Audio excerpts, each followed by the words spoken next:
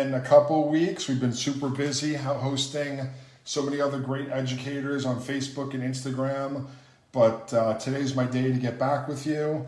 I wanted to share with you, something for me that, again, if you follow some of the education I do, I'm kind of always doing a lot of razor cutting. Most of the time I do it with a folding razor, which I can show you guys in a minute.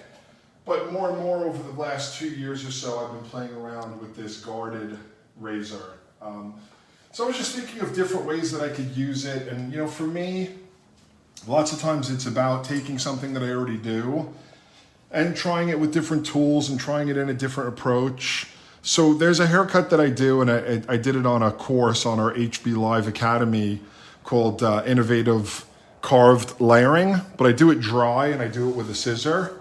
But I'm going to use a very similar sectioning pattern here, and I'm going to use the razor this time. Again, I think I'll get a pretty similar effect as I would doing it dry and carving with the scissor, but I just want to, as always, just to do things different to keep myself interested.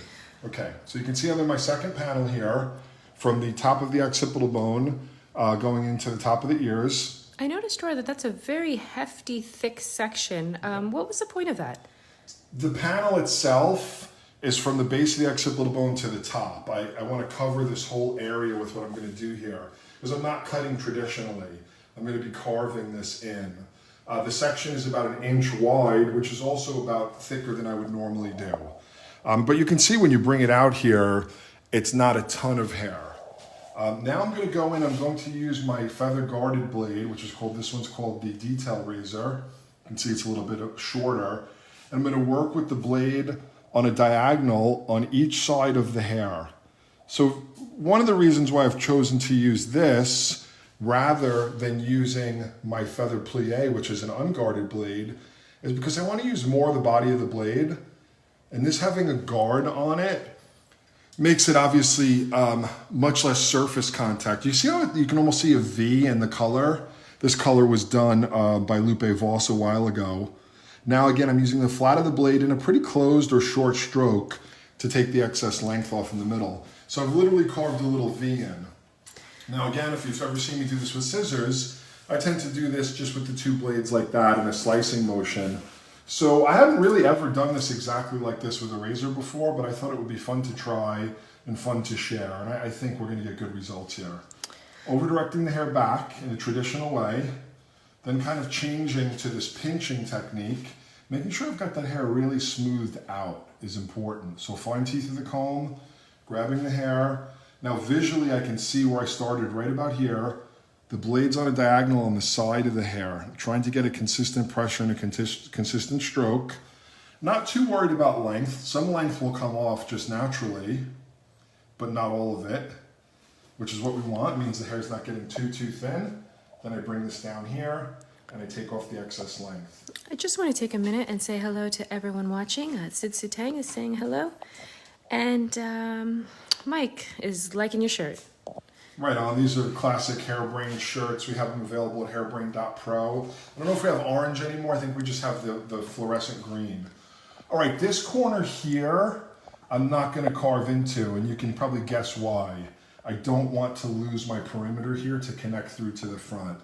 Now, because of the density of the mannequin, this is about shoulder length, but I think this haircut, what I'm working on here, would be great for longer hair, that very kind of undone, lived in, very popular. You can see how it's bringing out the movement here. So again, simple and effective. Here's what we're doing. We're taking this panel from the top of the occipital bone to the top of the ears. The very first panel was just about 1 inch on the hairline where I just cut a square line using the razor. Now taking another inch here, combing back traditionally, kind of holding it at about 45 degrees. The different elevations will affect this cut. If you've ever seen or seen the lessons where I do this dry, the lower it is, the more weight you take out because all the hair is collapsed on top of itself. So if you're going to come in with the blade or with the scissor, you're going to take out more weight. The more you lift it, the more you separate the hair, kind of the more gentle you can be. So it's a little counterintuitive to geometric hair cutting. I'm keeping this at about 45 degrees, looking for that starting point, working on the left, and working on the right. How do you know that your pressure is correct, or you're taking enough off, or Yeah, what are it's all some things that totally you're looking? visual, What are you some know. things that you're looking for? Totally visual. You have to look at the hair, see how it's responding, try to be consistent. I would definitely say, you know, would this be the first type of technique I would try to do with a razor? No. I would probably try to do things more classic, like bobs and graduated bobs, just like anything, so you can understand the razor, how much weight it takes off. But you can see in the center here, you see how that's lifting? The layers are coming out. You can see where I didn't put any layering, how it's more weighty. So, you know, as I always say, this might not be geometric hair cutting, but it's certainly precision hair cutting. And you certainly have to know what you're going for and what you want. Next section, I'll put the head up in a more natural position. I'll come from the crown to the back of the ear. So really just paneling. Obviously, there's many ways you could section. I'm just choosing a simple paneling based on the skull, based on the structure of the skull. You know, I had a nape section, I had an occipital area section, and now I've got a section from the crown to the back of the ears. And then I'll have a temple and a top of the head section. So simple panels. But again, I would encourage you to think, how could I section differently? I'm just going for a very simple look. It'll be kind of have a long layered look. And then I'll probably do some shaping around the face using, again, the blade. I said I would show, so normally, when I do razor cutting, you know, for the past 20 years or so, I've been working with something called a feather plie or something quite like it. Now this typically is an unguarded blade, and to cut very flat with an unguarded blade, what happens is it can pull the cuticle. So even if it gives a good cutting result, sometimes it can pull the client's hair and not feel great. So I know for me, when I want to work flatter, and it's more than maybe just one section or so, I tend to go with the guarded blade. At least I have for the past few years, since I got a lot of great influence from my buddies, Shea Dempsey and Michael Polsinelli. All right, so now you can see I've got this panel in my hand. Again, I want to be gentle with this panel, so I'm gonna lift a little higher.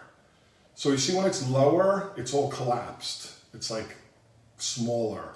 So as you go into it, you take more weight out. If you elevate and extend and project it off the head a little bit more, it's a little bit more spread out. So I think you can be more gentle. Now we have to think about where we want these layers to fall. I want them to fall about mid-ear. So I follow it down. I make sure to comb that through. I make this transition where I'm actually pinching the hair. It's more comfortable and allows me to be a bit more visual. And now working on one side, working on the opposite side.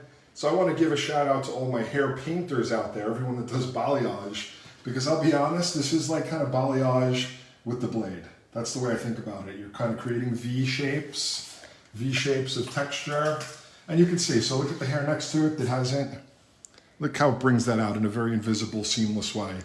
Very simple. I don't think there's anything tricky about what I'm doing here, other than if you're not experienced with the power of a razor, you might get a little bit carried away.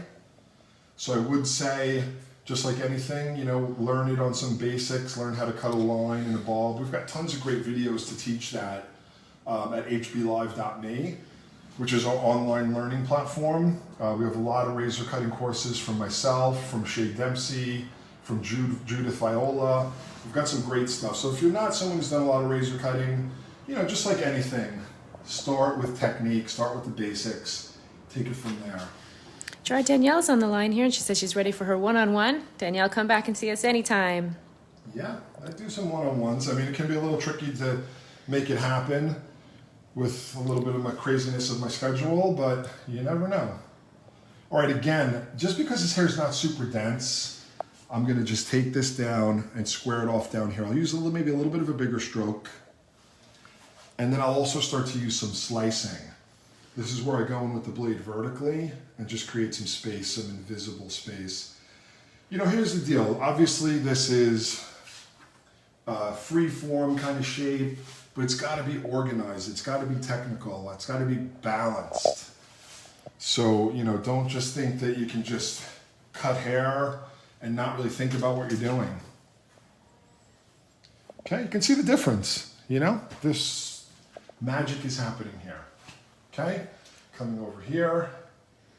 Again, I already did the middle, so there's a 1-inch wide section. You know, why the section's thicker? Because you can see by the time you bring it out here, especially on this hair, which isn't super dense, and the way that we're cutting here, if I took the sections too thin, I mean, there'd be no hair, you know, and that's the kind of mistake you want to make, you know, kind of practicing on a mannequin like I'm doing here. You wouldn't want to do that to a client. Then we come down and take off any of the excess length, and then starting to add some slicing in here, right? Just to make sure that there's some kind of invisible layers that trace their way all the way to the ends. Beautiful color from Lupe Voss. Don't ask me what she did, I don't know. It was done a while ago. She gave me some great mannequins and I've been kind of cutting them once in a while. Okay, not carving this shape on the top of the surface because we're right behind the ear, but using a slightly bigger stroke. And then starting to put some slicing in here where I can really control how much I take out behind the ear there. And boom, just like that, we've got a nice layered shape happening in the back. I'm gonna start to add a little product as I work. Gonna work with the curls and waves from our friends at Goldwell. They just had an incredible event this past weekend, their virtual summit, virtual experience, where they shared a lot of great education, inspiration, new collection from Angelo Seminara, one of the most inspiring hairdressers. And I know that you can view that. It's still up to be viewed if you go and check out Goldwell, KMS, Orbe. Any one of their sites should link you through to the virtual experience. Hey, Gerard, when you pick up your razor again, can you please show us how you hold it? Shelly's wondering. Sure. I hold it in a super simple way. I don't put my finger in the hole. Yeah, you see this one's got a shorter handle than the standard. This is called the feather detail razor. I like the shorter handle better because of the way I hold it. I just pinch it here and I hold it in my hand. I don't put my finger in the hole because I find that that limits my mobility, limits my ability to kind of move my hand around. And then I just kind of palm it. It's got a little product on my hand. Okay, coming into the sides. Now I'm going to do a couple things here. Again, I'm going to take thicker sections because of the way that I'm working. And I'm going to cut the length and I'm going to begin to face frame. So we've layered through the back and cut the length. I'm going to come through here. I'm going to continue to square this up, closed or short stroke, using the flat of the blade, of a guarded blade. Now, I'm also going to begin to frame the face within this same section, so this is super efficient. I'm going to comb this hair straight down, and I want to work from about the lip level, and I want to work my way down to the length. So I've started to put a frame in here. Let me go over that again. 1, 2, 3, 1, 2, 3. Very gentle pressure, especially here. Hair is so fine in this area. Next section. So first I'm going to cut the length in the frame, and then we'll put some more layering in this area. Come down.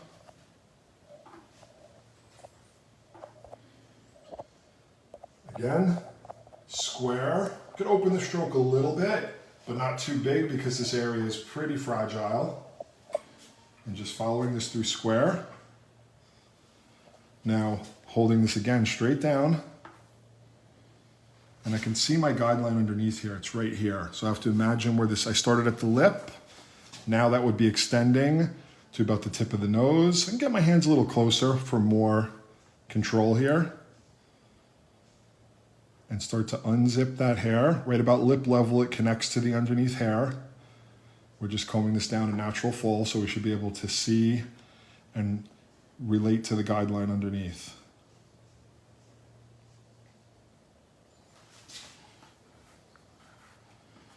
Again, you know, if you're familiar with some very, very classic cutting techniques, there's this shape called the halo, where a lot of times it was cut horizontally in natural fall like this. I know most of the time when we think about face frames, we think about diagonal sectioning, but I was reminded of this halo working with my buddy Shay Dempsey last year on a great razor cutting collection that we have at hblive.me, where he did just 4 incredible haircuts using the guarded blade. I think anyone that wants to get into razor cutting needs this kind of creative immersion. And I've been already razoring for 20 years when I, was able to learn all this from Shay, and I'm just so glad that I did. I think you will be as well. Okay, so I can see the guide underneath there. We're at about to the nose. So this next bit, I'm going to over-direct it over towards me, towards the side it's going to be worn. And I'm going to start at about the bridge of the nose. Are you cutting previous hair? The previous hair you've already cut? Right now I'm not, because there's nothing, that's all new hair. Right about here, when we get into the lip, I can have a guideline from the underneath. I shouldn't be recutting. I'm cutting to it, but I shouldn't be cutting it again.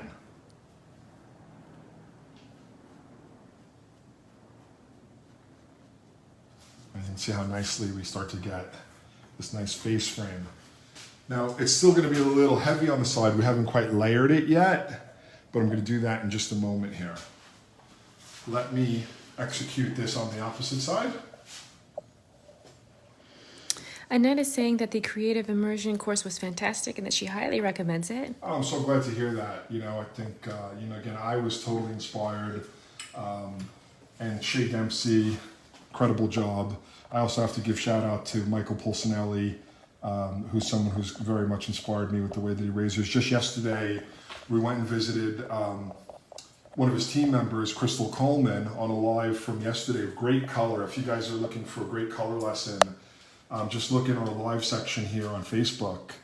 And again, that's one of the reasons why I was thinking, what am I going to do today? And these beautiful shapes that Michael did. Michael and Shay used to work together very closely, so they have a very, very kind of cohesive style and inspired me. Next section, work up, drop it down, take that excess length off first. I'm going to open the stroke just a little bit more so we get a little bit of texture on the line. Now working from tip of the nose, we get a little more tension. That's one of the keys here.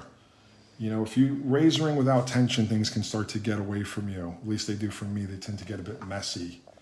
And if you're trying to be technical and kind of create a shape, that can be when it gets really tricky. Number 2, number 3, we're going to drop this down. We'll see where this guy was. We got to get the water from her nose. It's driving me crazy. Oh, she doesn't mind. She's plastic. Okay. Plastic, fantastic. Okay, so, I know it can be a little tricky, but you guys see the guide that's there? Now I just visualize that guide, because up here there's no guide, but here I'm going to add to it. So yes, I always say the same. Some people can watch this and go, hey, that looks like a really kind of an easy way of doing things or a shortcut.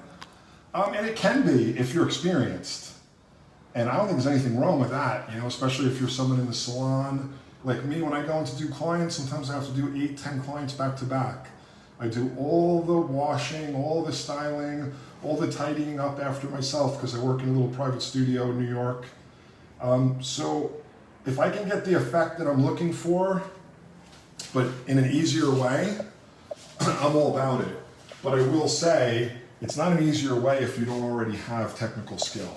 I want to take a moment and say hello to Charlie, our girls watching. We got to get together, Charlie, soon. Okay, now I'm going to add some layering to this underneath. I'm just going to do this in 2 panels.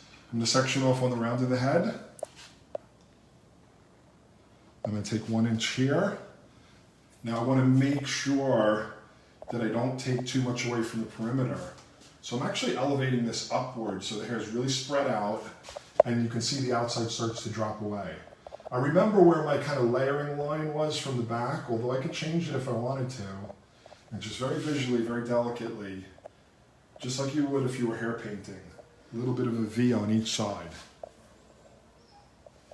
And again here, I'll let the very, very front of the hairline drop out. It was just kind of a split-second decision there. Working a little bit from the side and a little bit from this side, very, very gently. Leaving the front hairline uncut. I'm going to do the same here. I'll just drop out the front face frame so it doesn't get any lighter. Just a little bit of hair along there. I'm going to tilt the head towards myself. Take a 1 inch section over the top of the head here. Since the head's tilted towards myself, it's easy to elevate. So bring this up, let the underneath drop out, and a little bit on each side. Let me just take a moment here. I need to get a little bit more product. Excuse me for 1 second.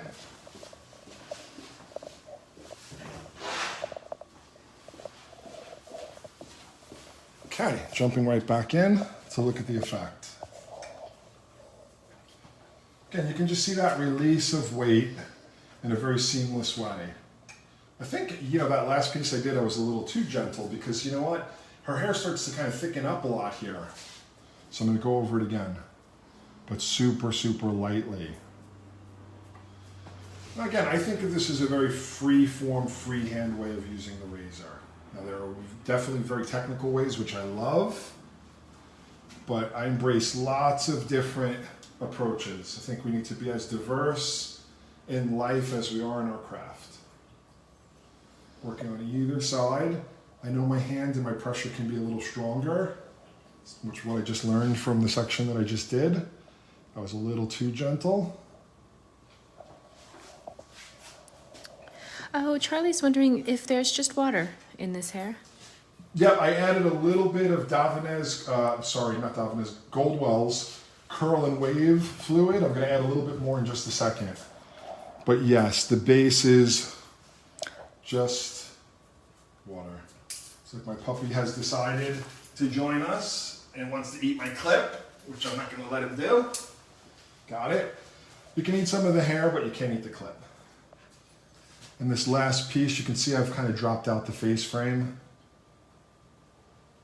And let's see what we've got here. Again, simple, beautiful shape. Salon ready. At the bottom, if you still feel like you're getting too much weight, you can do a little pinch. Very, very gentle. You can even wait till the hair is dry. Could you do this dry? You can do anything that you want if you can keep the hair healthy and make it look good. I feel like I've got more control damp. I can see what the hair is going to do and control it. But, if you feel dry, my one concern is that there's always a little bit of pulling and tugging when you razor dry hair. So it doesn't necessarily have to damage the hair, but it can. So I would at least have that conversation, it's like, or just keep checking in with your guest, your client, to make sure they're not uncomfortable. When it's damp or you've got, maybe it's even dry, but you've got enough product in there, that tends to go away. So whatever works for you. There's no right or wrong. It's how good it looks when you're done, how happy your client is, and if they come back and they send friends, then it's got to be right. Shelly is saying in the olden days, because she's old, they used to call this channel cutting. She loves it. She still has a passion for it. Yeah. The thing with our craft is there's a name for everything, and then there's a name for that thing and another name for the other thing. And then people on the East Coast call it something else? Yeah, which is fine. I don't think, I as a young educator, I thought, I'm going to get every hairdresser in the world to use the same language. I can remember saying, imagine if you went to a doctor and one doctor said this and one doctor said that. And I wholeheartedly believed it. And I think there are still a lot of educators that do. But at this point, and it doesn't really mean anything to me anymore. It's more about just whatever you call it, what you want. And you know what? I'd like it if you just make up your own name for it. It's part of your creativity and taking out the formalness of what we do. But hey, that's just me. I want to say hello to David Kinnington. He's saying hello and saying that you're killing it.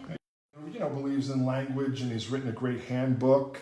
I have total respect for that. And I think that, if that's the tribe that you're in, where you want to kind of have the language and, really a solid theory, then there's plenty of great people out there to do that.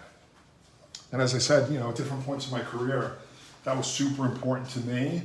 It's just, I don't know, maybe other things have become more important to me, and I've just accepted that people are going to have different names and different theories, and ultimately I can respect all that. It's like different languages.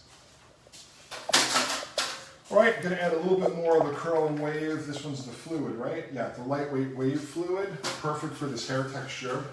because it's kind of delicate hair. I'm going to go ahead and squinch that in. And I'm going to assess my shape. So, we kind of had a heavy one length shape before. I very, very simply carved in the length in the layers, the face frame. And actually, pretty quickly, if I was working the salon, I'd be really happy right now. So I think I've gotten somewhere quickly. And it would give me plenty of time to really, connect with my client, to offer different styling, to make sure that I have given them all the different retail opportunities and explanations. Now, I also, when it comes to styling, I'm very, very low maintenance, and I've definitely tried to foster a clientele that feels the same way. If you're someone who loves to style hair, find clients that love styling. I don't really love blow drying hair. I'll be honest, there I said it.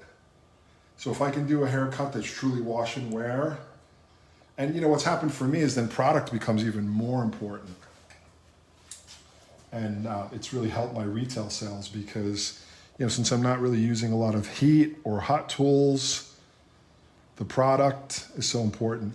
So here I'm doing a little twisting just to get, where the layers from the top end and where the outline begins to kind of mesh together a little in a kind of a free-form way. A little twisting, tap, tap, tap. Little twisting, tap, tap, tap. Just looking for the natural separations in the hair here. And David is circling back to our conversation. He's mentioning that it's more about different dialects and synonyms within a standard language. It's a great way to put it. Go. Yeah, I'm here for all of it. As long as we're having an intelligent conversation, respecting each other, which can be hard to come by these days. I just did a podcast and I said, what do I think is one of the biggest challenges facing our industry? It's not even just our industry, it's our entire universe. It's tribalism. It's people really believing in one thing and one way of seeing things, one way of doing things, so much so that their eyes are completely closed to anything else. And that's all across the spectrum, even in hairdressing. We see it every day. Someone doesn't like something, someone won't like what I did here, and there's no way that their mind can be changed. I think that's sad. It's bad for our industry overall. So again, just a little final, I'd be really turning around in the mirror now and looking for little finals. Now, here's what you can do. If you are a super technical person, right, you can redamp this hair just slightly, and you can go through with your scissors. Like to me, what should this have created? Just a very basic layered shape. So I can come back through, take this out, bring it out. Would you say this is almost like a cross-check? I mean, yes, in a sense. It's not a traditional cross-check. I'm taking the same sections, so I'm not going opposite to the original. I'm just checking through the ends to make sure it's not just random. And I would call it just a basic 90-degree haircut here. And there really shouldn't be a lot of anything coming off. It's just sealing any of these ends, and if there are any pieces that are wild, that didn't get accounted for in the technique. But you can see there's definitely some structure there. You can also do this first, You could go through the hair first and think about what basic shape, the look here, it looks like a rounded layer when I'm done. So I'll use a basic, whatever you want to call it, 90-degree layer. Cut convex or rounded through to the head, but you could do a different kind of shape. You could triangular layer, square layer, whatever the lexicon you want to use is. You could do that. And then go through and kind of use the razor the way that I did. I know this should come up a bit here. And that outline should drop out. And just gently rounding through the ends. I've always called this with a razor cut like sealing the ends. Like a seal, S-E-A-L. And just making sure you've got some uniformity to it. We can go over the face frame as well. And the product's already in the hair, so the nice thing is this is helping to distribute it through the hair. which is really going to help that curl pattern. Laying this over my hand in a very classic way and looking at my little frame from the bottom up.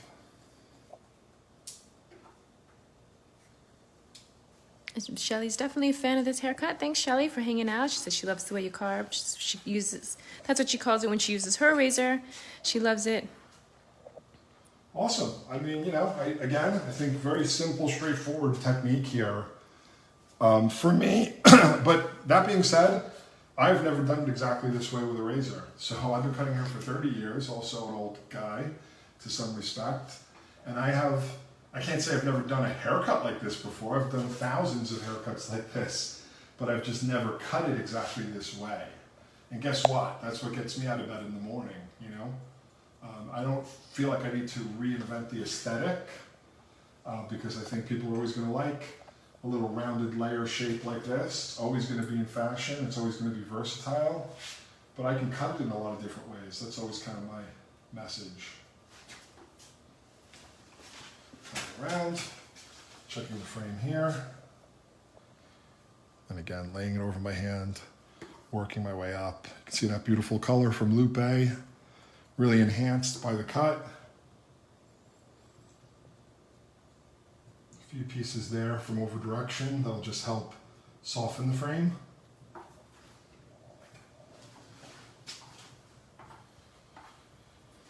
You know, since I cut it and combed it so much in one direction, what I would normally do now is kind of move it around in different directions, and I think this hair can definitely live and work with lots of movement to it.